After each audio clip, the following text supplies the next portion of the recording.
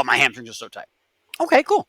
Let's continue. So we go down, and then they get halfway to their shin. And I said, oh, yeah, that's definitely evidence that in a standing position, you do not possess the ability to forward flex enough to get your fingertips to your feet.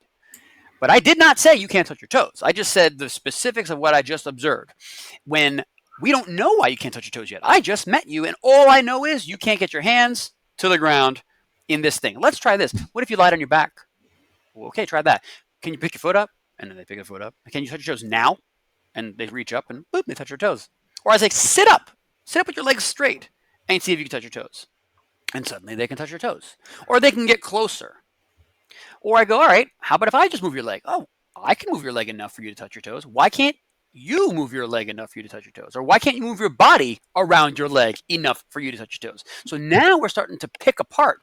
Is this a stability problem? Is this a lumbar mobility problem? Is this a hip mobility problem? Is this actually something in the back of your leg, like your hamstrings?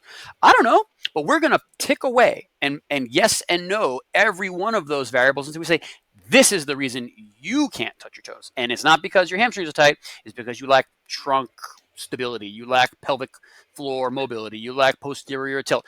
Those are all fine reasons. None of them is a judgment against someone. I'm not saying, oh, look at how terrible you are because you have no posterior tilt. It's like, there might be 5 reasons why you don't have that. And one, your parents might not have any posterior tilt. You might have had surgery at some point we didn't talk about. Oh, I didn't know it was relevant. That was my neck. Listen, I asked, what surgery did you get? I didn't say what part, because I will tell you if it's relevant. And you just have already used a couple words like fascial chains and kinetic chain. That all goes together. You rob movement from someplace else has got to take over a load. And that load is a burden. It's not like, great, my lumbar spine's got to do more. It's, oh man, those muscles have to control more motion or else I'm not going to move. So we take all those variables into account. And when you do it out in the open like this, I'm not hiding behind a curtain like this magical thing, like watch what I'm going to do to you. You're going to be able to touch your toes. When you let people in on this clinical decision-making process, they learn a lot. They love that process. And our students get so much more out of it. Our students, when they become therapists, understand the power of that, spoon feeding this very difficult pain science, very difficult movement science stuff in a way that people can just absorb it, own that knowledge, and then carry it on. Man, those folks do great. It's one of the most fun things we do. So no, I don't get annoyed. It's just frustrated that the same questions come in because that tells me the right information is not getting to the people who need it. That's frustrating.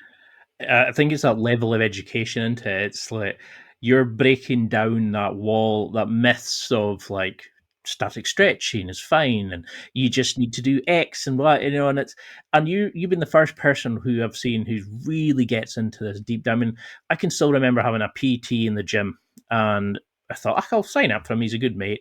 And he was the first person who'd ever got me to do the leg press, for example, but with one leg. First person that ever got me to squat down one, like single leg, and I was like, what?